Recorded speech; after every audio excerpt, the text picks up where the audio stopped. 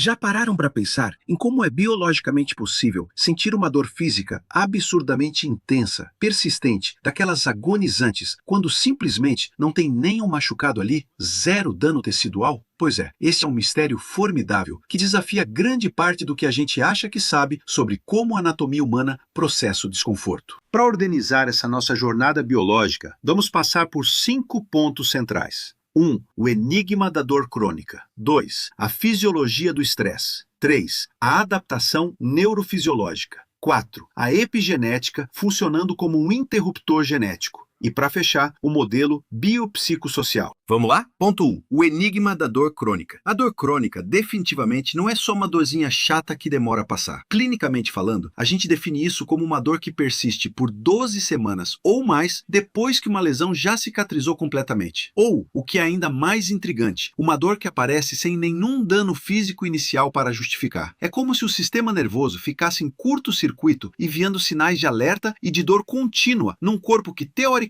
está intacto. Loucura, né? Isso traz um princípio científico essencial. Correlação não implica causação. Isso explica, mas não justifica. O que isso quer dizer na prática? Bom, só porque a gente encontra um marcador biológico, tipo uma serotonina baixa ou um cortisol lá nas alturas, junto com um problema, não quer dizer que ele seja a única causa do problema. O nosso corpo não é uma maquininha simples de causa e efeito de apertar um botão e ver o resultado. É um organismo gigantesco e altamente complexo. De um lado, temos o eixo SAM. O eixo simpato-adrenal medular fornece uma resposta imediata de luta ou fuga via epinefrina/norepinefrina. Ele é adrenalina pura, aquela resposta imediata de luta ou fuga. Sabe quando aparece um perigo súbito, tipo um leão na sua frente? É para isso que ele serve. Do outro lado, temos o eixo HP, que é movido a cortisol e focado na preparação para a sobrevivência a longo prazo. O grande desafio de hoje em dia é que a gente quase nunca tem um repouso absoluto depois do estresse.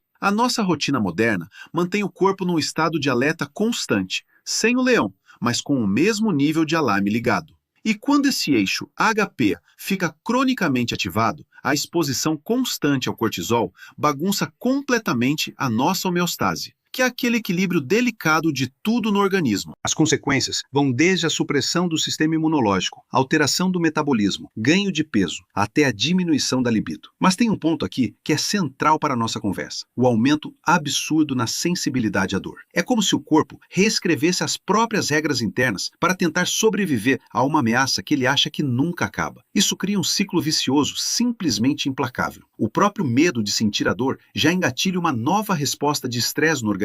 Esse estresse joga o cortisol para cima de novo, o que baixa ainda mais o limiar da dor. Ou seja, o corpo fica tão hipersensível que um toque super leve pode ser interpretado pelo cérebro como uma dor insuportável. É um loop químico e de percepção que se retroalimenta sem parar. A literatura científica usa uma metáfora genial aqui para explicar isso. Nosso corpo se comporta como se fosse uma ameba maleável. Quando a pressão do estresse ou da dor é aplicada por muito tempo seguido, a biologia literalmente se molda a isso. As respostas fisiológicas ficam estruturalmente enraizadas. E a grande questão é que a ameba não volta ao normal num passe de mágica, só porque a pressão externa sumiu. O sistema nervoso já aprendeu, já se moldou fisicamente àquela realidade de estresse. Então, o contraste terapêutico aqui é o que realmente importa. A visão dualista mais antiga acha que é só mudar o pensamento que o problema está resolvido, como se a mente e o corpo morassem em casas separadas. Só que o paradigma monista, materialista, entende que o sistema nervoso sofreu uma adaptação física, palpável e real. O corpo assumiu uma postura estrutural de dor.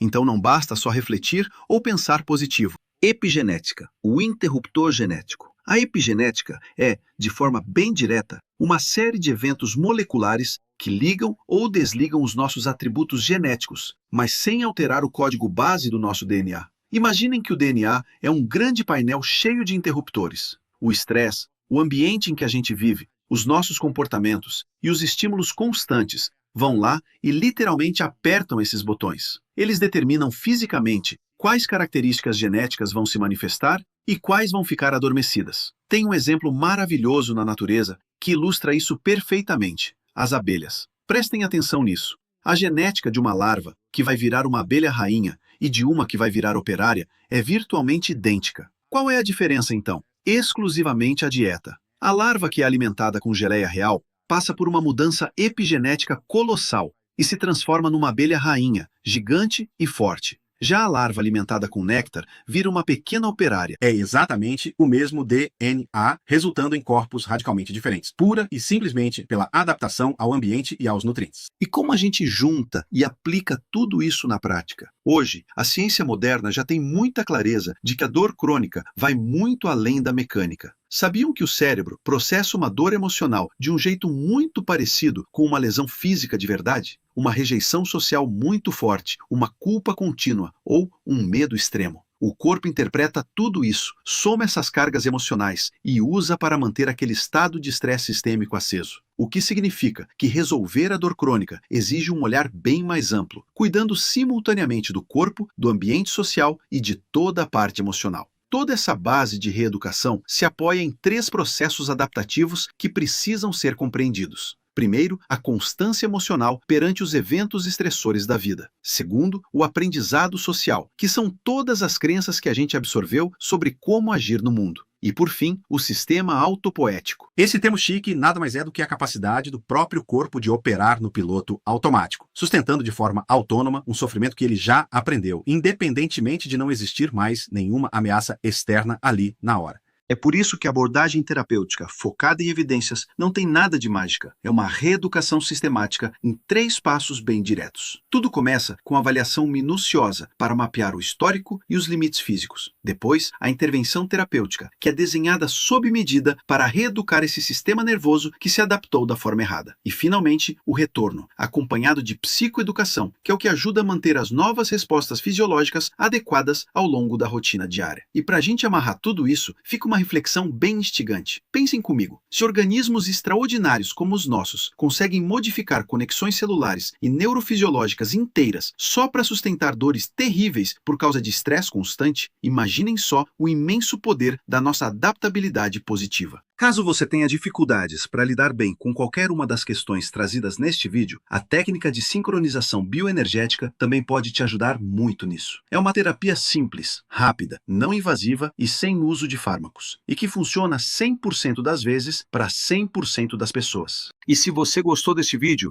deixe aqui o seu like e o seu comentário. Assim, o conteúdo é distribuído para mais gente porque o algoritmo entende que o assunto é relevante e nos ajuda a fazer o canal crescer. E se você ainda não é inscrito, se inscreva aqui no canal e clique no sininho para receber nosso conteúdo diário. Para saber mais sobre a técnica de sincronização bioenergética, clique no link da bio ou da descrição deste vídeo e descubra o poder desta prodigiosa terapia do futuro agora no presente, sincronizando o que há de melhor em saúde física e mental para você, para sua família e até mesmo para sua empresa.